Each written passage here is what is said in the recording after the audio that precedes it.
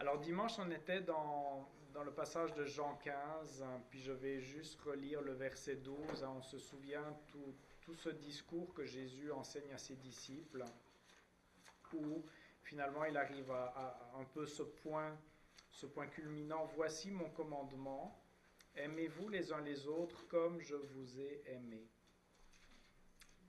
Voici mon commandement, aimez-vous les uns les autres comme je vous ai aimé. Et puis finalement ce soir, l'étude que je propose de faire avec vous, c'est comprendre les articulations qu'il y a dans la Bible, parce que en même temps, quand on parle de l'amour, ben, on est tous d'accord pour se dire que l'amour c'est quand même plutôt une bonne chose,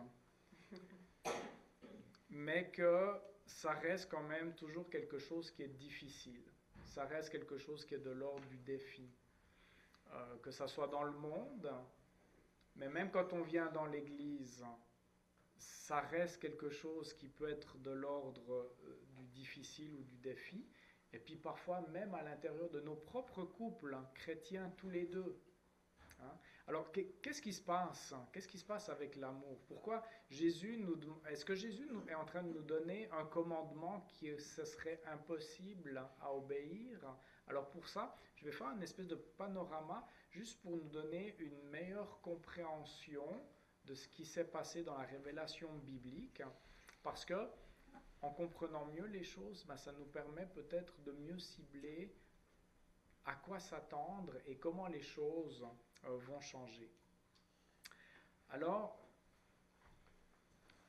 on a tous à l'intérieur de nous une espèce d'écho comme quoi aimer et être aimé, c'est quelque chose de vraiment formidable. On dirait qu'on a été créé pour être sensible à l'amour.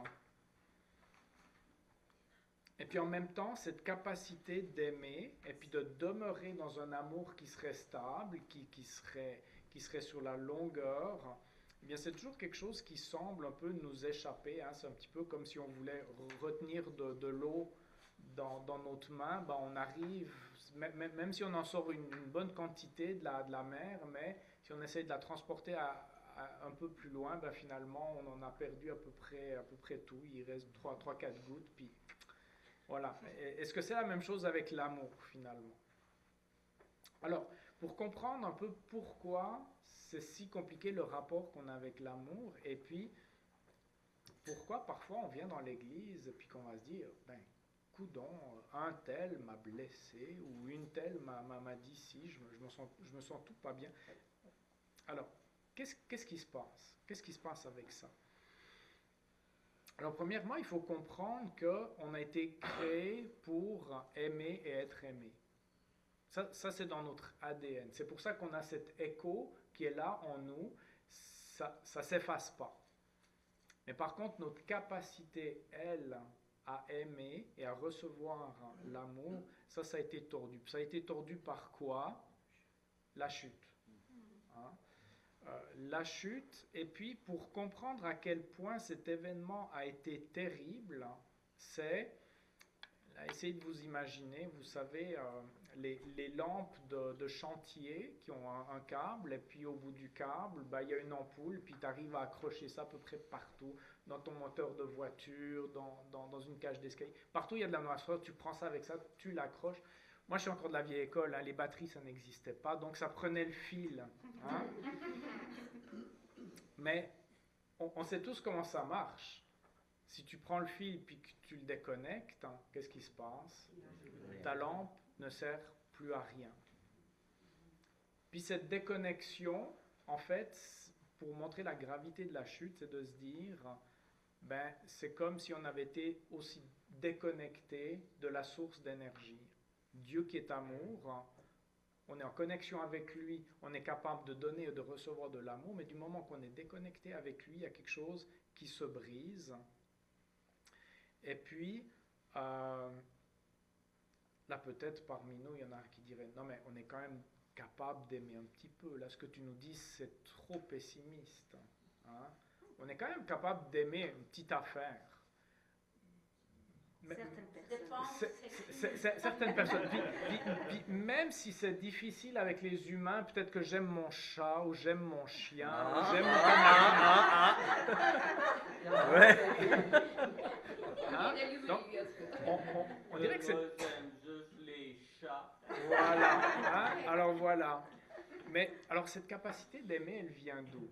Et puis là, j'aimerais vous donner l'image suivante. Je ne sais pas si vous avez déjà fait l'expérience sans vous brûler les yeux, mais vous regardez une ampoule et puis vous fermez l'interrupteur et puis pendant une fraction de seconde, vous voyez que la lumière baisse jusqu'à s'éteindre complètement. Alors, prenez cette fraction de seconde, puis dites-vous, ben ça, c'est les 80-90 ans de vie qu'on a. On a été fait pour briller, sauf que ça ne dure pas par soi-même si on n'est pas rebranché à la source. Mais ça dure un certain temps, mais ça va en s'épuisant, et puis c'est pas suffisant. Par nous-mêmes, on peut pas. On a été fait pour, mais ça suffit pas. Alors, notre capacité à aimer a grandement diminué, elle a été tordue. Et puis, alors, ce qu'on voit, c'est que, d'une manière générale, dans l'humanité, à cause de la chute, eh bien, non seulement on aime moins, donc on a perdu une capacité d'aimer, mais en plus, il y a un double mal. C'est que ce qu'on est encore capable d'aimer, on aime mal. D'un amour qui est mal orienté. Hein? Donc, vous comprenez pourquoi la question de l'amour, c'est si compliqué. Alors, ce que nous aimons, le quoi, alors on va se tourner vers des choses qui finalement ne méritent pas autant d'amour de notre part, parce qu'il y a quelqu'un qui lui mérite tout l'amour, hein, et puis c'est Dieu. Et puis après, ben, comment nous aimons les choses, hein, ça aussi, ça doit être corrigé. Alors, on a la chute. Puis après, on voit l'histoire de la révélation qui se développe, et puis on voit l'arrivée d'Abraham, et puis la promesse. Puis après, on voit qu'il y a tout un peuple, et puis là, on arrive à la période où Dieu donne la loi à Moïse pour vivre ensemble le peuple, le vivre ensemble. Et puis que pour vivre ensemble, ben, il va falloir des règles. Et puis là, on est non seulement dans les 10 commandements, mais si vous avez pris la peine de lire les livres d'Exode, Lévitique, Deutéronome, on voit que des règles, il y en a en veux-tu, en voilà, il y en a plein. Et puis, je ne sais pas si vous trouvez que ces règles sont formidables et puis que ça a l'air d'être le fun à suivre ces règles. Et moi, je trouve quand même toujours que ces règles, il y a quelque chose que je trouve, même si j'y obéis, ça ne m'hydrate pas. Hein? J'ai l'impression que ces règles, elles sont là pour essayer de sauver les meubles. On va essayer de préserver qu'est-ce qui peut l'être pour que les gens ne s'entretuent pas. D'ailleurs, tiens, tu ne tueras pas, tu ne voleras pas, tu ne commettras pas d'adultère. En fait, c'est toujours pour ne pas commettre un mal, hein, que c'est formulé. Alors bien sûr, on comprend que si tu ne commets pas ce mal-là, ben alors tu peux faire quelque chose de bien, hein, mais c'est formulé d'une manière à éviter de faire le mal. Et puis, alors voilà, chacune de ces règles, si on prend dans les 2 tables de la loi, celle qui concerne le vivre ensemble avec les hommes, eh bien, c'est un petit peu des règles génériques où après on voit une foule d'applications, toujours comment essayer de préserver qu'est-ce qui peut l'être. Donc là, on se souvient, ok, la chute, il y a un peuple qui doit vivre ensemble, la loi est donnée, et puis là, on va regarder à quoi ressemble une journée dans la vie de Moïse. Ok? Alors, on regarde dans Exode 18, et puis on regarde à quoi ça ressemble une journée, parce que Moïse, ben, on sait que c'est quand même un personnage assez exceptionnel, hein, dans ce qu'il a vécu, dans le rôle qui est le sien, dans l'appel qui est le sien. Et dans Exode 18, on a une espèce de petit clic, une petite bande-annonce à quoi ressemble une journée pour un Moïse ordinaire. Exode 18 à partir du verset 13 à 16. Peut-être quelqu'un pourrait lire ça. Exode 18, 13 à 16. Le lendemain, Moïse siégea pour juger le peuple, et le peuple se présenta devant lui depuis le matin jusqu'au soir. Le beau-père de Moïse vit tout ce qu'il faisait pour le peuple et dit, « Que fais-tu là pour ce peuple? Pourquoi sièges-tu tout seul, et pourquoi tout le peuple se présente-t-il devant toi depuis le matin jusqu'au soir? » Moïse répondit à son beau-père, « C'est que le peuple vient vers moi pour consulter Dieu. Quand ils ont une affaire, ils viennent vers moi. Je juge entre les parties, et je fais connaître les prescriptions de Dieu et ses lois. » Voilà, donc on voit que une journée ordinaire pour Moïse, en fait c'est là, puis d'essayer d'entendre, un tel s'achève à brouter le brin d'herbe du mauvais côté de la clôture, etc., etc., etc. Alors, c'était probablement plus compliqué que ça. Il fallait quand même consulter Dieu, connaître la loi, donc il y a une partie d'enseignement, mais on voit que beaucoup de son temps était pris à gérer la difficulté du vivre ensemble, la difficulté de la différence, la difficulté de vivre ensemble dans un contexte peut-être dégradé. Hein. Ils sont plus dans les villes qu'ils ont connues, ils sont nomades, donc voilà, c'est difficile. Et puis, Moïse devient une espèce d'arbitre pour tout le monde, et puis son beau-père, je trouve, va lui dire, ça, c'est pas la bonne manière de faire, toi tu devrais te concentrer sur d'autres choses, intercéder pour ce peuple et l'instruire, mais par contre, gérer le quotidien, tous ces petits conflits, toutes ces difficultés à aimer finalement, faudrait le remettre à quelqu'un d'autre.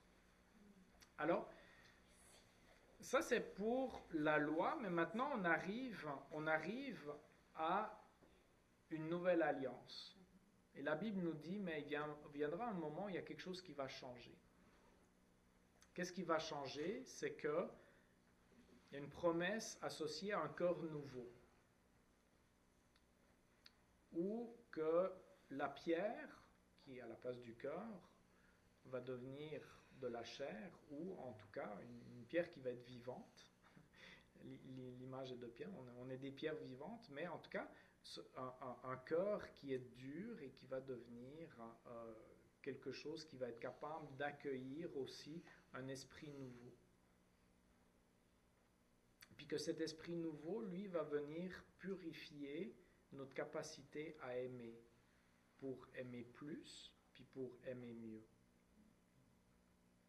Et Jésus, qui vient pour inaugurer cette nouvelle alliance, en donnant sa vie par son sang, eh bien, Jésus, lui, va être la démonstration terrestre, humaine, Dieu fait homme, de qu'est-ce que ça veut dire d'aimer.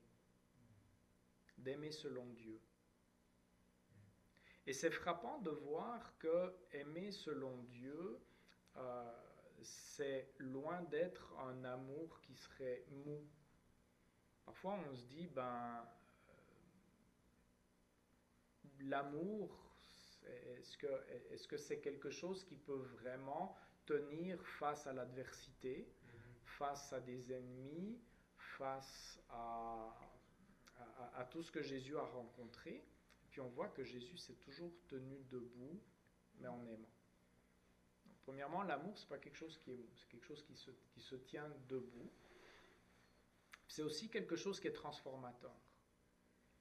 L'amour n'est pas donné pour que les choses restent comme elles ont toujours été. L'amour est là pour amener quelque chose de mieux. Alors, qu'est-ce qu'on entend parfois dire? Dieu est amour, et puis Dieu nous aime d'un amour inconditionnel. Je suis sûr qu'on a déjà tous entendu ça. C'est vrai ou c'est pas vrai? C'est vrai. On va démêler les choses. Tu sais, c'est un peu comme l'ampoule qui s'éteint, elle continue à briller pour un petit bout de temps. Alors, est-ce que Dieu nous aime d'un amour inconditionnel? Ben c'est oui, oui, dans le sens où on peut aller à Dieu tel que je suis. D'ailleurs, on le chante. La question, c'est est-ce que Dieu désire que je reste tel que je suis? Et là, clairement, la réponse, c'est non. Alors, vous voyez, si on se trompe de période, ben là, on fait du cafouillage. Dieu m'aime tel que je suis, oui, alors tel que je suis, je viens à lui, mais il ne faudrait pas croire que Dieu va vouloir que je reste tel que je suis pour tout le temps. Non, cet amour de transformation va être déversé dans mon cœur pour que finalement on puisse comprendre que l'amour de Dieu, c'est un amour qui est mieux qu'inconditionnel. Il nous accueille, mais il veut nous transformer. Parce que nous laisser tel qu'on est, ça ne serait pas une forme d'amour. Donc il y a toujours cet aspect de transformation derrière l'amour. Et on sait que Dieu, Jésus et l'Esprit veulent nous transformer finalement à la ressemblance de Jésus. Une question. Oui. On peut-tu? Oui. Okay. Corrige-moi si je me trompe, mais moi je voyais ça comme conditionnel à l'œuvre de Jésus-Christ, dans le sens que, je veux dire, il nous aime inconditionnellement à cause que Jésus-Christ a payé la condition. C'est ça, c'est quand on vient à lui, effectivement, on n'a pas besoin d'offrir quoi que ce soit pour se rendre acceptable devant lui. Donc dans ce sens, oui, il y a un accueil inconditionnel. Mais on est sauvé une fois pour toutes quand même. Oui, mais le salut signifie entrer dans un processus de transformation et non pas de rester comment on était quand il nous a trouvés. En fait, c'est ça. Il a vraiment la perspective de nous amener à la ressemblance de Jésus. Alors, reste à savoir, ok, alors on a la chute, on a la loi, on a la nouvelle alliance. Qu'est-ce qu'on fait maintenant de la loi? Qu'est-ce qu'on fait maintenant de toutes ces règles qui ont été données pour le vivre ensemble? D'autant plus que dans Romains 6, 14, il est dit ceci, Romains 6, 14. En effet, le péché n'aura pas de pouvoir sur vous, puisque vous n'êtes plus sous la loi, mais sous la grâce. C'est aussi une thématique qui est reprise dans l'Épître aux Galates. Qu'est-ce que ça signifie ne plus être sous la loi? Est-ce que ça signifie finalement que les règles de l'Ancien Testament ne s'appliquent plus? Alors il y en a qui ne s'appliquent plus parce qu'on n'est plus dans un système sacrificiel avec des animaux. Mais par exemple, si on n'est plus sous la loi, est-ce que ça voudrait dire, tu ne tueras pas, tu ne mentiras pas, tu ne commettras pas d'adultère, tout ça, que finalement on n'a plus besoin de s'en préoccuper? Non, non, clairement, on est d'accord. Donc, mais il faut trouver comment ça s'articule tout ça pour savoir, à quoi ça sert maintenant? Et puis, comment je vais lire la Bible? Parce que la grande question, quand Jésus dit à ses disciples « Aimez-vous les uns les autres comme je vous ai aimé », la grande question à laquelle on doit se poser, c'est pourquoi le Nouveau Testament ne s'arrête pas là? Pourquoi est-ce qu'après avoir dit ça, il y aurait peut-être encore pu y avoir le livre des Actes, mais pourquoi après il y a encore toutes les épîtres? Pourquoi il y a encore toutes ces explications? Pourquoi toutes ces choses qui nous gardent dans le vivre ensemble?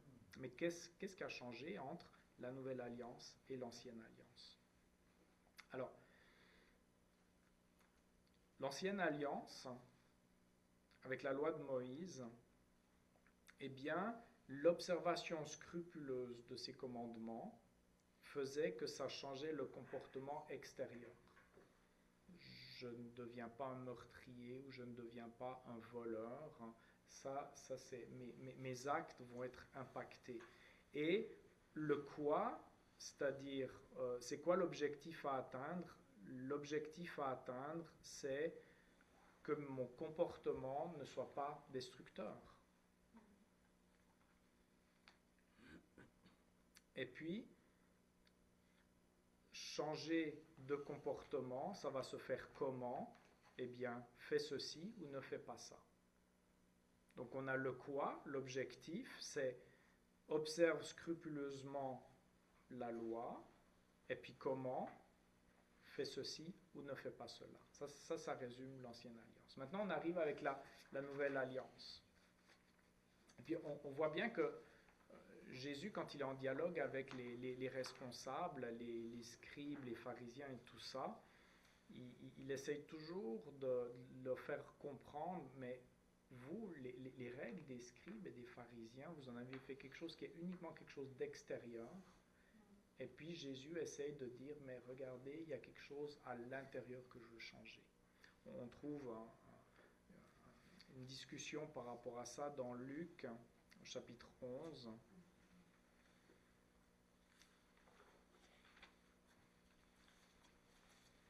À partir du verset 39.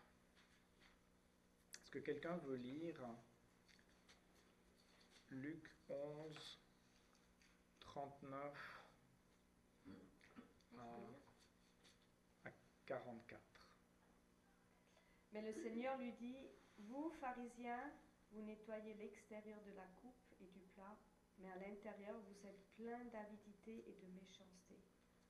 Hommes dépourvus de bon sens. Celui qui a fait l'extérieur n'a-t-il pas fait aussi l'intérieur? Faites plutôt don de ce que vous avez à l'intérieur, et alors tout sera pur pour vous. Mais malheur à vous, pharisiens, parce que vous payez la dîme de la menthe, de la rue et de chaque plante, et vous négligez la justice et l'amour de Dieu. Voilà ce qu'il fallait pratiquer, sans négliger le reste. Malheur à vous, pharisiens, parce que vous aimez occuper les sièges d'honneur dans les synagogues et être salués sur les places publiques. Malheur à vous, spécialistes de la loi et pharisiens hypocrites, parce que vous êtes comme des tombeaux qu'on ne remarque pas et sur lesquels on marche sans le savoir. Donc, un exemple où l'amour, parce que Jésus est tout le temps en train d'aimer, quand il dit ça, Jésus est en train d'aimer, même quand il dit malheur. Il veut faire un électrochoc pour qu'ils arrivent à réaliser, on fait fausse route. Mais la discussion ici s'articule vraiment entre l'extérieur et l'intérieur. C'est tout ce qui est présenté ici, c'est vraiment cette articulation-là. Et puis, le problème, c'est quoi? C'est que quand on sépare l'extérieur de l'intérieur, on peut avoir des beaux comportements à l'extérieur, mais l'intérieur, lui, il est tout pourri. Et puis, qu'est-ce que ça provoque, en fait, comme réaction? Ben, les gens vont finir par s'en apercevoir, puis vont trouver que c'est de l'hypocrisie. Puis, je ne sais pas vous, mais je pense qu'il n'y a personne qui aime ça, l'hypocrisie. On dirait qu'on n'est pas fait pour apprécier quelqu'un qui est hypocrite. On a toujours de la difficulté à vivre avec l'hypocrisie. Alors, il ne faut pas que notre amour soit hypocrite. Donc, pour ça, il faut que ce soit l'intérieur qui soit changé pour que l'intérieur change après l'extérieur. Et c'est là qu'intervient la loi de Christ. Aimez-vous les uns les autres comme je vous ai aimé. Ça devient le quoi. Ça devient l'objectif à atteindre. C'est-à-dire qu'on n'est plus en train de poursuivre comme objectif l'observation de comportements extérieurs. On est en train de chercher à aimer. Plutôt que de ne pas détruire ou de ne pas faire de mal, on va chercher activement à comment aimer. Louise. La différence entre la loi et la loi de Jésus, autrement dit, c'est sa grâce, c'est que on peut tous faire un geste qui paraît bien, mais s'il n'y a pas l'amour à l'intérieur, c'est ce que tu dis, mais cet amour-là vient avec des extras. Puis quand on lit les 10 commandements, c'est facile, tue pas, fais pas ci, fais pas ça. Sauf que quand tu as l'amour, puis qu'on dit de ne pas tuer, c'est pas juste de ne pas tuer, c'est de ne pas avoir le dessein dans son cœur de vouloir du mal à quelqu'un. Ça va au-delà de ça. C'est ça intériorise. C'est exactement ce que la Nouvelle Alliance nous amène à faire. Et c'est ça qu'on doit comprendre, c'est que finalement, on doit être beaucoup plus intéressé par savoir c'est quoi qui se passe à l'intérieur de moi. Parce que la loi, elle, va juste réglementer l'extérieur, nos comportements. La nouvelle alliance, elle va venir questionner des choses comme le caractère. Puis ça c'est quand même quelque chose que c'est un tout petit peu plus un défi, puis un challenge de se dire, Dieu veut travailler mon caractère. Hein? Encore que changer de comportement, c'est pas évident, mais là, si en plus il faut qu'il vienne changer mon caractère, là on a du pain sur la planche. Hein? Donc, on comprend que aimez-vous les uns les autres, ça devient l'objectif à atteindre, ça devient le quoi. Et puis, maintenant, la question, c'est aussi de savoir comment on va arriver à ça, parce que finalement, c'est ça qu'on veut comprendre pour nos églises, nos couples, etc. Alors, un premier aspect de comment, c'est en ayant au plus profond de soi-même l'assurance d'être aimé de Dieu. C'est ça qui nous connecte avec la source de l'amour. Parce qu'on ne pourra pas avoir comme motivation première de tout faire par amour si on n'est pas continuellement ressourcé par l'amour que Dieu a pour nous.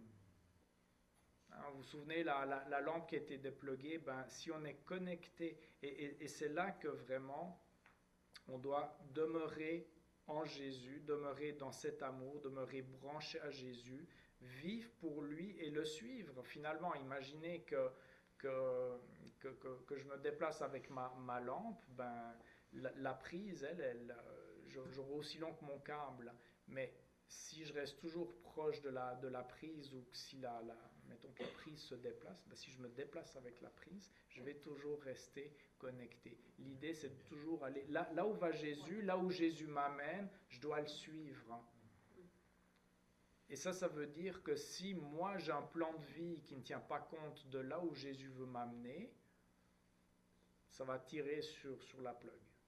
Donc on doit veiller à ça, comme pour être justement toujours connecté à cet amour.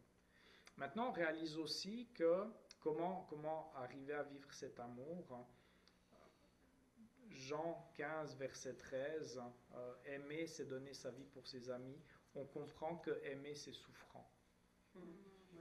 Parce que ça va nous placer dans des situations de vulnérabilité, et puis où le plus qu'on va aimer, le plus qu'on va souffrir ou de pouvoir être blessé. Alors là, ça prend quelque chose qui est vraiment important, c'est de savoir, ok, Jésus, est-ce que tu es sérieux quand tu dis que tu es capable de prendre mon cœur brisé, puis de remettre tous les morceaux ensemble, puis de le guérir? Si tu as cette assurance-là que Dieu peut guérir chacune des blessures de ton cœur, tu auras beaucoup moins peur d'aimer. Mais si tu as peur, si tu ne penses pas que Dieu est capable de guérir ton cœur, alors là, tu vas chercher à le protéger, puis à mettre des remparts, puis à mettre des protections, puis etc. Nina? C'est aussi une question de confiance. On comprend pas bien. C'est aussi une question de confiance. Confiance en Dieu. En Dieu. Oui. Parce que je sais qu'il peut le faire, mais si tu le sais, mais tu n'as pas de confiance, tu vas nulle part. Oui. Confiance ou foi. Oui, c'est ça. Et dans un monde déchu, on va aimer, puis on va être blessé. Ça fait partie, parce qu'on est dans un monde déchu. Mais il faut savoir qu'on peut retourner à Dieu pour que Dieu, pour la xème fois, ok, je prends ton cœur, donne-moi tous les morceaux, par exemple. Et si tu me donnes tous les morceaux, je vais le guérir. Oui. Le Seigneur, il est là pour nous enseigner. Et après, c'est à nous de faire l'analyse aussi avec lui, ce qui va pas, qu'il faudrait qu'on guérisse, qu'on modifie pour vraiment être dans cet amour et ce cœur à cœur qu'on parlait de tout à l'heure. Merci. Et puis finalement, alors, la loi de Moïse, ou tous les passages de la Bible qui nous parlent de comment se comporter, alors à quoi ils servent? eh bien, plutôt que de considérer que c'est un objectif à atteindre, qui serait un quoi, non, on sait que le quoi, c'est aimez-vous. Alors, la loi ou les épîtres, à quoi elles servent? Eh bien, c'est un peu comme un système de contrôle de qualité. C'est un peu comme avoir des exemples qui vont nous dire, ok, est-ce que je suis bien en train d'aimer plus et est-ce que je suis bien en train d'aimer de la bonne manière, bien réaligné? Et là, on a tous ces exemples concrets d'amour mis en pratique ou de comment mettre en pratique. Et puis, on voit que dans chacune des églises, ou presque, où Paul écrivait, il y avait des défis. Donc, il fallait aimer plus, puis il fallait aimer mieux. Puis on a des exemples de comment le faire. Donc ça nous aide un petit peu à calibrer comment aimer, mais toujours en se disant la motivation première doit être l'amour. Alors, la parole de Dieu nous offre un cadre, nous offre des outils, nous offre des modèles et aussi des contre-modèles par rapport à l'amour. Mais surtout, la parole de Dieu nous offre une révélation de qui est Dieu. Qui est Dieu dans son être, dans ses attributs, dans son amour. Et on peut le voir d'une manière beaucoup plus compréhensible pour nous quand on regarde à Jésus, Dieu fait homme. Et puis, j'aimerais terminer par un petit slogan qu'on a souvent répété, puis qui vient de Saint Augustin ou Augustin d'Hippone, un père de l'Église. Il a dit cette phrase, et puis des fois on prend juste cette phrase et puis on ne prend pas qu'est-ce qui vient autour. En fait, il a dit ceci: aime et fais ce que tu veux. Ça résume bien, hein? Mais est-ce que ça dit tout? Alors, dans son contexte, ça dit pas mal plus. Mais quand on prend juste ça, c'est un peu limite, hein? Donc, ça vaut la peine de voir dans quel contexte il a dit ça. Il faisait une prédication sur 1 Jean 4. Et puis voilà la citation complète. Alors, on retient « aime et fais ce que tu veux » parce que finalement, il y a quelque chose de très vrai, mais qu'il précise. Alors, voilà comment il le précise. « Aime et fais ce que tu veux. Si tu te tais, tais-toi par amour. Si tu parles, parle par amour. Si tu corriges, corrige par amour. Si tu pardonnes, pardonne par amour. Aie au fond du cœur la racine de l'amour. De cette racine, rien ne peut sortir de mauvais. Voici ce qu'est l'amour. Et là, il cite 1 Jean 4. Voici comment s'est manifesté l'amour de Dieu pour nous. Il a envoyé son Fils unique dans le monde afin que nous vivions par lui. Voici ce qu'est l'amour. Ce n'est pas que nous avons aimé Dieu, c'est lui qui nous a aimés le premier. Ce n'est pas nous qui l'avons aimé les premiers, mais il nous a aimés afin que nous l'aimions. Et l'idée de l'amour, c'est que un amour qui aime plus et qui aime mieux sera toujours notre réponse à l'amour premier de Dieu. Autrement, on fait fausse route. Donc notre amour, ça sera toujours une réponse à ce qu'on aura d'abord reçu de lui. Et ça, c'est ce qui nous aime dans la communauté, c'est ce qui nous aide dans nos couples, dans nos familles. On doit le recevoir et notre réponse doit être à la hauteur, hein, comme je vous aimais, aimez-vous les uns les autres, à la hauteur de ce qu'on a été aimé, s'aimer les uns les autres. Alors que le Seigneur nous aide, nous vienne en aide, mais il est là, par sa parole, par son esprit, il veut nous guider à ce qu'on puisse devenir une communauté de plus en plus aimante à sa seule gloire. Amen. Peut-être je vais terminer. Brian? Peut-être on pourrait, si vous voulez terminer en prière, peut-être prier déjà tout de suite pour Stéphane, ses conférences de souffle. Oui, certainement. Père Saint, on est émerveillé quand plutôt que de partir de nous-mêmes, de commencer par toi. plutôt que de regarder à tout ce qui nous a peut-être déçus, eh bien de regarder tout ce que tu nous as déjà donné et tout ce que tu tiens en réserve pour nous. Et que probablement nous avons déjà tous fait l'expérience que tu nous as rejoints, soulagés, consolés, guéris. Alors Seigneur, c'est avec ton amour qu'on veut se lever puis aller de l'avant dans ce que tu nous commandes. Merci de nous orienter de cette manière-là pour qu'on puisse aimer mieux en recevant toujours plus de cet amour. Révèle-nous de plus en plus cet amour.